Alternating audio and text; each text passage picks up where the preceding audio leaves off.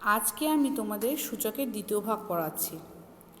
দেখো, সূচকের আগের দিন আমি যা যা পড়িয়েছিলাম আমি একটু যদি রিক্যাপ করে নিই, যে বেসগুলো যদি একই রকম থাকে তাহলে গুণ আকারে থাকলে সেটা যোগ আকারে প্রকাশিত হয়। বেসগুলো যদি একই থাকে তাহলে পাওয়ারগুলো যদি ভাগ আকারে থাকে তাহলে সেটা বিয়োগ হয়। মাল্টিপ্লাই আকারে থাকলে মাল্টিপ্লাই হয়ে যায়। ওকে, আর যদি নেগেটিভ আকারে থাকে তাহলে সেটা 1/, হয়ে পজিটিভ হয়। আর যদি পজিটিভ আকারে থাকে তাহলে 1/, হলে নেগেটিভ হয়। তারপর কোনো কিছুর পাওয়ার যদি 0 হয় তাহলে তার ভ্যালু হচ্ছে 1। সে যা খুশি পাওয়ারই হতে পারে, সেটা চলরাশিরও হতে পারে, ধ্রুবকেরও হতে পারে। ঠিক আছে, এগুলো আমি বেসিক জিনিসগুলো তোমাদের বলেছিলাম। তো আজকে চলো এই সূত্রগুলো দিয়ে আমরা কিছু অঙ্ক করে নিই। তোমাদের এক্সারসাইজ 2 এর এই প্রথম অঙ্কটা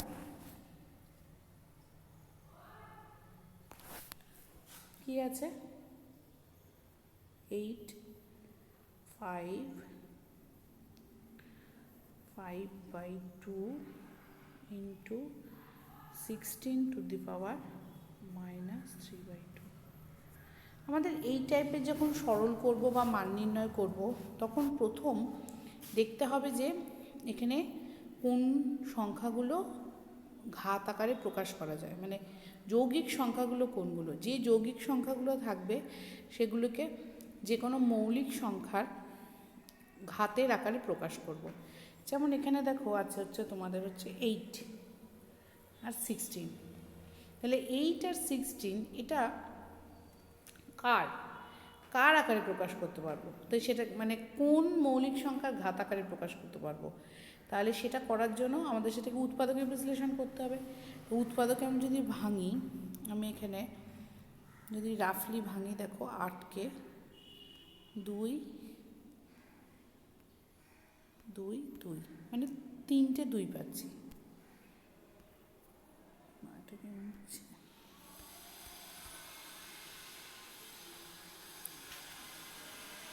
আচ্ছা,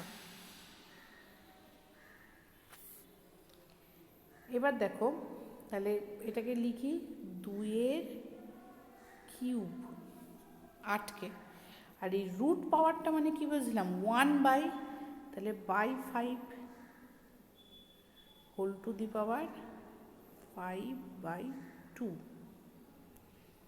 16কে ভাঙলে দেখো 2 দুগুণে 4, 4 দুগুণে 8, 8 দুগুণে 16, মানে কটা 2 থাকছে? 4টে।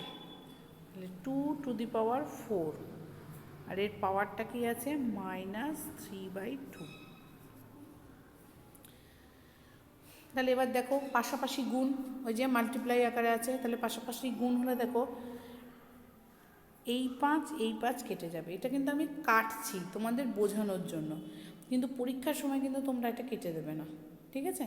কারণ এটা কাটা যায় না, মানে এটা ভাগ হয়ে যায় তো এক হয়, কিন্তু আমি এটা তোমাদের বোঝানোর জন্য কাটাকুটিটা বোঝালাম যে এই নিচের 5 আর ওপরের 5 কেটে গেল। তাহলে কত থাকছে? তাহলে হচ্ছে 2 টু দি পাওয়ার 3/2 ইন্টু, এখানে দেখো কাটাকুটিটা করি 2 দিয়ে 2, তাহলে হবে হচ্ছে 2 টু দি পাওয়ার 3 দুগুণে 6, আর মাইনাস আছে। তাহলে এবার দেখো আবার একই বেস, তাহলে পাওয়ারগুলো যোগ হয়ে যাবে। তাহলে এখানে যোগ হলে কত হবে? 3/2 প্লাস মাইনাসে -6, 2 টু দি পাওয়ার। এবার লসাগু করো, লসাগু কত? 2, 3 মাইনাস 3 4 12, তাহলে 2 টু দি পাওয়ার -9/2। এটাই অ্যান্সার, ঠিক আছে?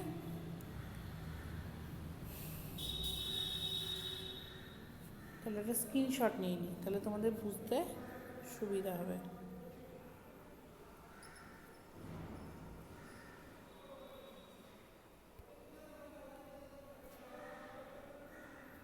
ঠিক আছে। এবার দেখো পরের অঙ্কটায় যাচ্ছি। পরের অঙ্কটা হচ্ছে 2 নম্বর অঙ্কটা।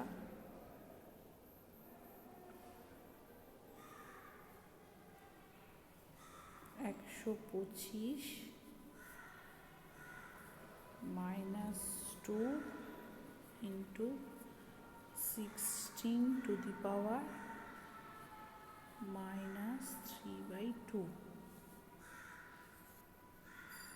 1/-6। এখানে তাহলে মৌলিক সংখ্যাকে 125, তাহলে 125কে ভাঙো, নামতা করো, 5 5 25, 25কে আবার 5 দিয়ে গুণ করলে হচ্ছে 125। তাহলে 5 কিউব তার whole to the power 2 into 16কে ভাঙো, আগেই পেয়েছি, 2 টু দি পাওয়ার 4 তার হোল টু দি পাওয়ার -3/2। এইবার সেকেন্ড ব্র্যাকেট দিয়ে -1/6। তাহলে এবার দেখো পাশাপাশি গুণ, তাহলে কি হবে, 3 দুগুণে 6, তাহলে 5 টু দি পাওয়ার -6 ইন্টু, এটাও কাটাকুটি করলে কত হচ্ছে, 2 টু দি পাওয়ার -6। এই গুণটাই আমি কাটাকুটিটা আমি আগেরটাই করেছি, -1/6। তাহলে এইখানে আমি আর একটা সূত্র বলেছিলাম, মানে এই যে গুণ আকারে থাকছে এ বি তার হোল স্কয়ার, তার মানে হচ্ছে এই পাওয়ারটা এরও হবে বি এরও হবে, তার মানে হচ্ছে এই যে -6 এই পাওয়ারটা এরও আর এই পাওয়ারটা এরও, দুজনারই পাওয়ার। তাহলে আমরা এটা করতে গেলে কি করব, এটা তাহলে লিখতে পারি 5 ইন্টু 2 হোল টু দি পাওয়ার -6। এটাকে আবার ছোটো ব্র্যাকেটে দেবো, কেন, যেহেতু ঋণাত্মক আছে, দুটো চিহ্ন পাশাপাশি বসে না, তাই। এইবার দেখো কাটাকুটি করে দিচ্ছি, এই কাটাকুটি তোমরা করবে না কিন্তু, মানে আমি এটা তোমাদের বোঝানোর জন্য করছি। তাহলে এই 6 কেটে গেল, তাহলে কি হলো, মাইনাসে মাইনাসে প্লাস, তাহলে 5 দুগুণে 10, এটাই অ্যান্সার।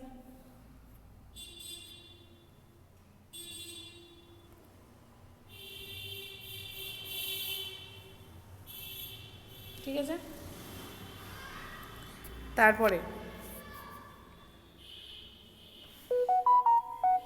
তারপরের অঙ্কটা দেখো, 3 নম্বরটা, 4 to the power 1/3 into third bracket 2 to the power 1/3 into 3 to the power 1/2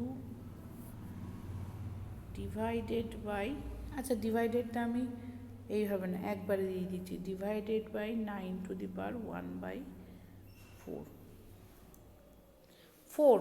এখানে মৌলিক সংখ্যা কে 4 আর 9, সরি যৌগিক সংখ্যা কে 4 আর 9, আর মৌলিক সংখ্যা 2 আর 3।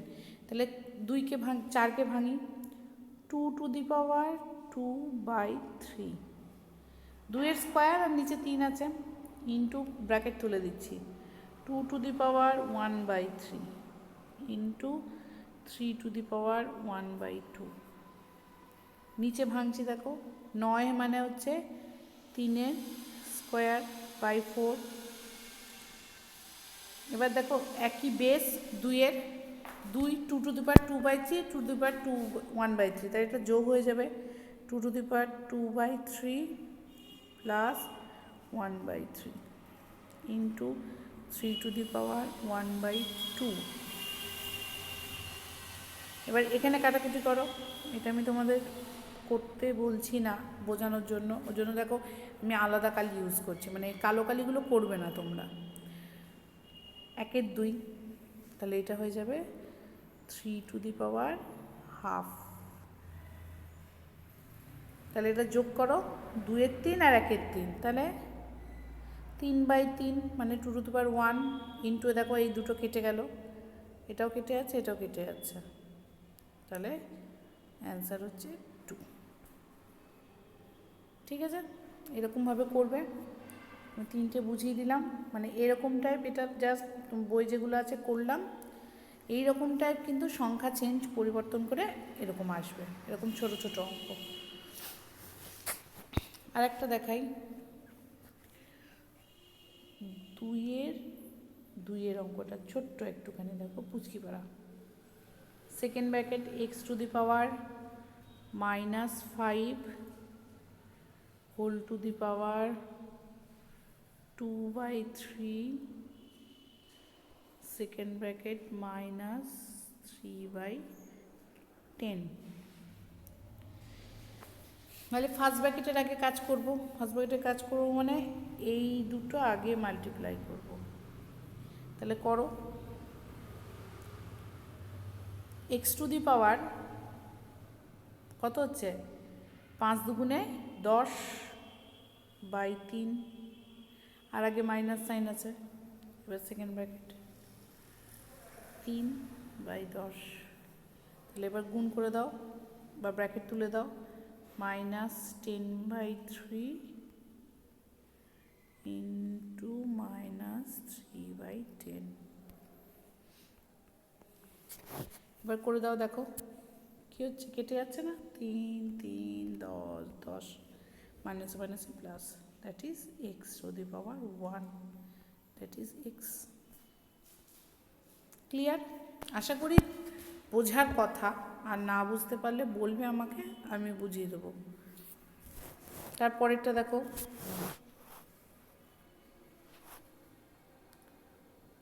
তিনেরটা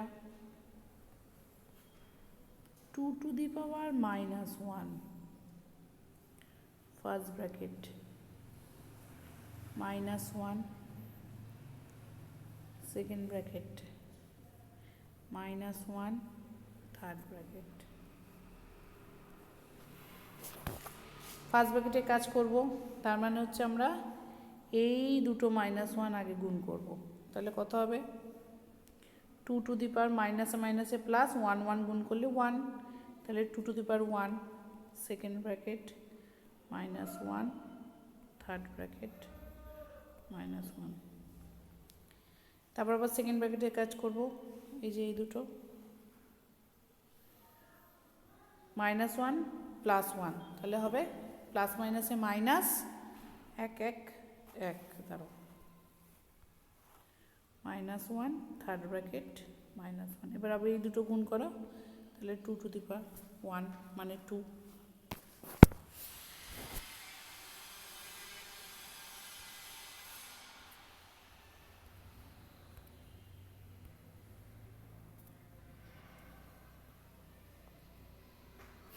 ঠিক আছে, এরকম ছোট ছোট অঙ্ক আছে, আমি তোমাদের দুটো বাড়ির কাজ দিচ্ছি। হ্যাঁ, 1-এরটা আর 4-এরটা, 2-এর 1 আর 4, এই দুটো হোমওয়ার্ক তোমাদের। 5 থেকে আবার অ্যাজ ইউজুয়াল আমি করাবো, ঠিক আছে। আচ্ছা, 6-এরটাও দিয়ে দিলাম, 6-এরটা 5 আর 7 আমি করাবো। এই 3টে হোম টাস্ক করবে তোমরা। আচ্ছা, এইটা হলো যেগুলো সূত্রগুলো পড়ালাম সেইগুলোর উপরে। এবার আমি তোমাদের আরেকটু ছোট্ট কিছু বোঝাই, মানে আরেকটু বলি, আরেকটা পার্ট আছে, মানে সমীকরণটা মনে আগের দিন বলিনি, আমি বলি। ধরো কোনো এক জায়গায় থাকলো x⁻m = x⁻n। তাহলে এটা তো একটা সমীকরণ, সমীকরণ মানে যার উভয় পক্ষ সমান।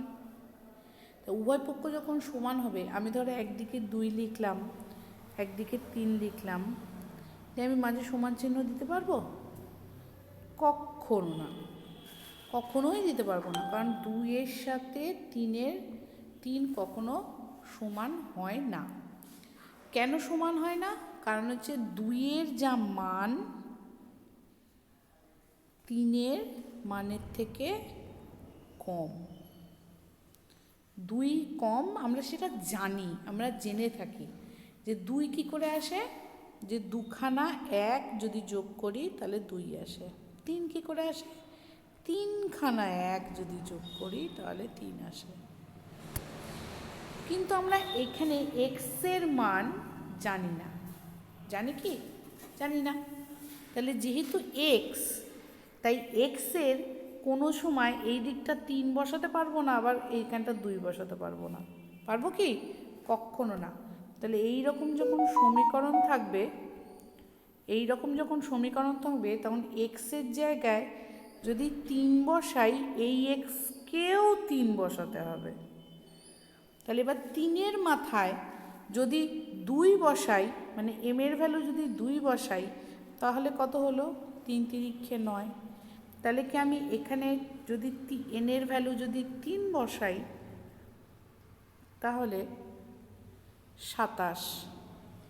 এটা কি সমান হবে? সমান একদমই না। তাহলে কি? তাহলে আমি কি এলাম? তাহলে আমি কনক্লুশনটাই কি এলাম? যে যদি এখানে 3-এর মাথায় যদি 2 বসাই, তাহলে এই দিকে 3-এর মাথাতেও 2 বসাতে হবে। দ্যাট ইজ এনের ভ্যালু 3 হবে না, এনের ভ্যালু হবে 2। তাহলে যদি বেসগুলো সমান হয়, তাহলে পাওয়ারগুলো সমান হতে হবে, মানে m = n। ক্লিয়ার? আমি তোমাদের আবার বলছি, যদি বেসগুলো সমান হয়, তাহলে পাওয়ারগুলোও সমান হতে হবে। এটা একটা শর্ত। কেন হলো আমি বোঝালাম তোমাদের। এটা ঠিক বিপরীত ক্রমেও সত্য। যেমন যদি পাওয়ারগুলো সমান হয়, তাহলে কিন্তু বেসগুলোকেও সমান হতে হবে। দেখো এখানে পাওয়ার দুটো সমান, তাহলে অবশ্যই শর্তটা কি হবে? x = y। ক্লিয়ার? তাহলে এই দুটো কিন্তু খুব মনে রাখবে, মানে যখন আসবে সমাধান করাবো এই সূচকেরই সমাধান, তখন এই সূত্র দুটো কিন্তু কাজে লাগবে। তাছাড়া আগে যেগুলো পড়ালাম সেগুলো কাজে লাগবে। এছাড়া আর তো মনে পড়ছে না আমার কিছু সূত্র আছে, আমি করাতে গিয়ে যদি তখন মনে পড়ে তখন আমি বলে দেবো, মানে তখন যদি প্রয়োজন হয়, যদি আমি ওভারল্যাপ করে যাই কোনো সূত্র, তাহলে আমি তখন তোমাদের বলে দেবো। আর তোমাদেরকে আমি আগের দিন সূত্রগুলো দাগিয়ে দিয়েছিলাম, ওই সূত্রগুলো ভালো করে পড়বে। এবার আমি তাহলে তোমাদের একটা কিছু অঙ্ক করাই। যেমন হচ্ছে এই টাইপের একটা তো অঙ্ক করালাম, যে মান দিয়ে তো একটা অঙ্ক করালাম। একটা অন্যরকম অঙ্ক করায়, মানের ঊর্ধ্বক্রমে সাজাও, এই টাইপের একটা অঙ্ক। যেমন হচ্ছে 3-এর অঙ্কগুলো, বইটা তো খোলাই আছে নিশ্চয়ই। 3-এর অঙ্কগুলো, ঠিক আছে? 3-এর একটা প্যাটার্ন আমি দেখিয়ে দিই। 3-এর এক একটা দেখো, বলছে 3টে সংখ্যা দেয়া আছে, 5^12, 10^1 আর 6^1।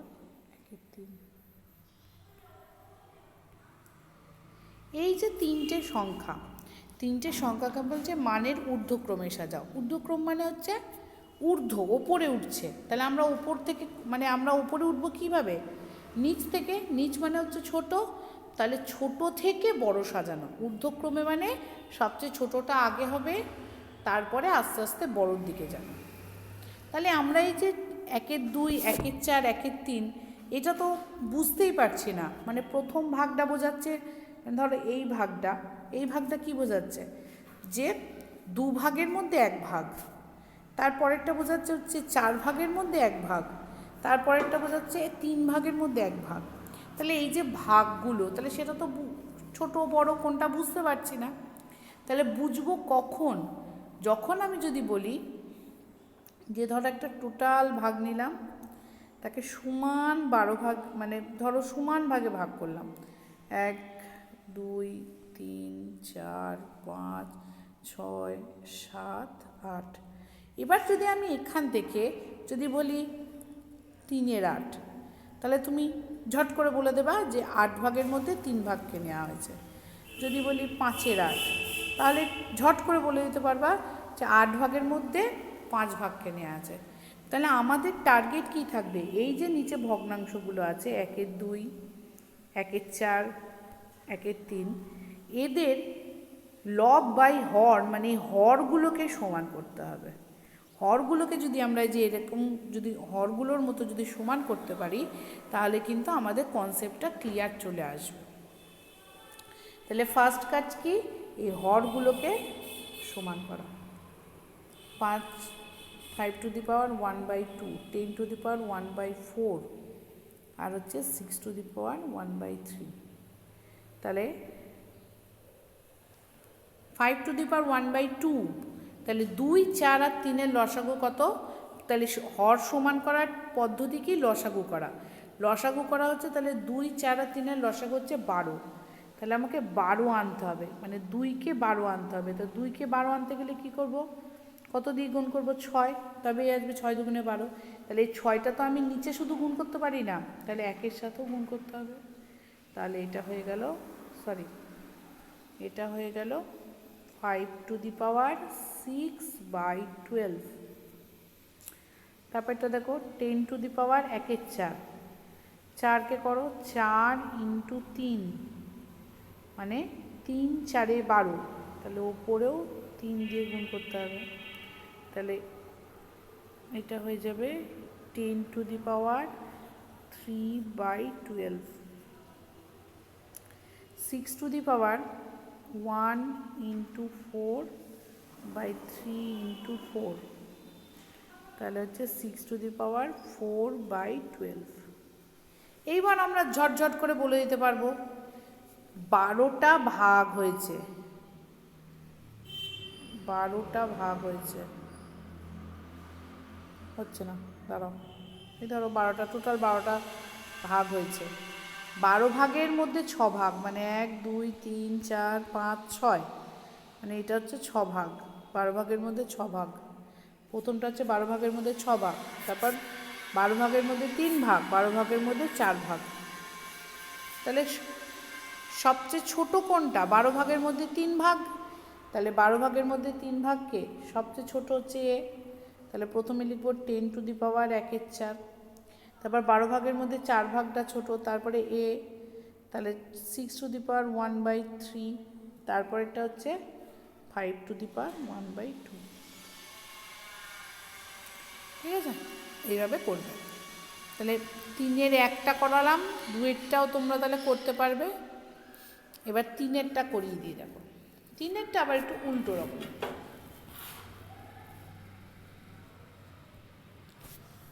3-এরটা কেমন, আগের সংখ্যাগুলো ছিল হচ্ছে ভগ্নাংশ আকারে, 3 to the power 48, 4 to the পাওয়ার 36,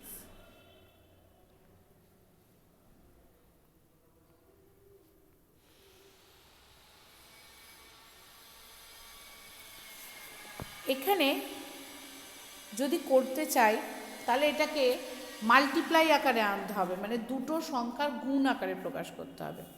তাই গুণ আকারে প্রকাশ করার জন্য কি করতে হবে আমাদের, তাহলে গুণ আকারে, মানে ওর মধ্যে কে কার কত গুণ, হ্যাঁ 24, ধরো 24কে কী করা যায়, 2 × 12, মানে 24 হচ্ছে 12-র দুগুণ, 36, 3 × 12 = 36,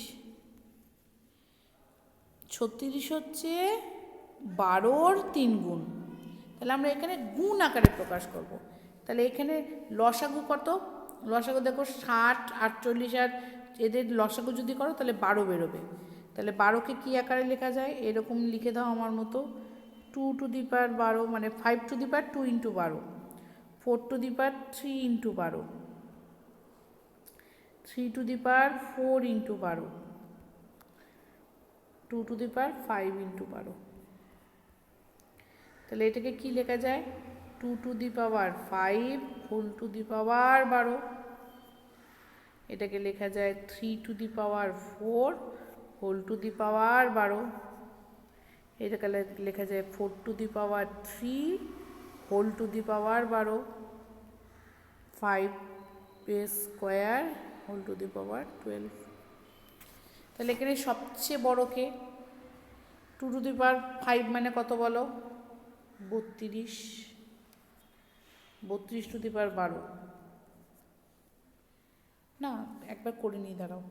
2 দুগুণে 4, 4 দুগুণে 8, 8 দুগুণে 16, 16 দুগুণে 32, ঠিক আছে। এটা 3 টু দি পাওয়ার 4 মানে 3 তিরিক্ষে 9, 27, 81, 81 টু দি পাওয়ার 12।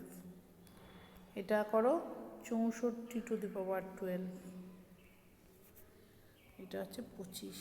তাহলে দেখেই বোঝা যাচ্ছে সব পাওয়ারগুলো এক। তাহলে ভেতরে যে সংখ্যাটা সবচেয়ে ছোটোকে 25, তারপরে 64 না 25-এর পর 32, তাহলে ছোট থেকে বড় সাজাই 5 টু দি পাওয়ার 24, তারপরে 2 টু দি পাওয়ার 60, তারপরে হচ্ছে 4 টু দি পাওয়ার 36, তারপরে হচ্ছে 3 টু দি পাওয়ার 48।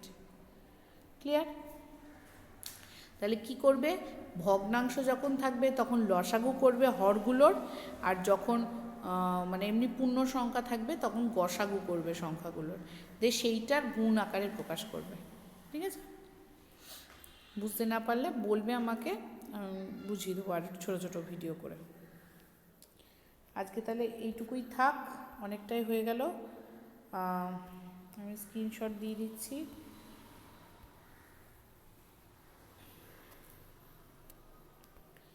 ঠিক আছে, তোমরা তাহলে হোম টাস্কগুলো করবে, আমি পরের দিন আবার এই অঙ্কগুলো তোমাদের ভালো করে বুঝিয়ে করে দেবো।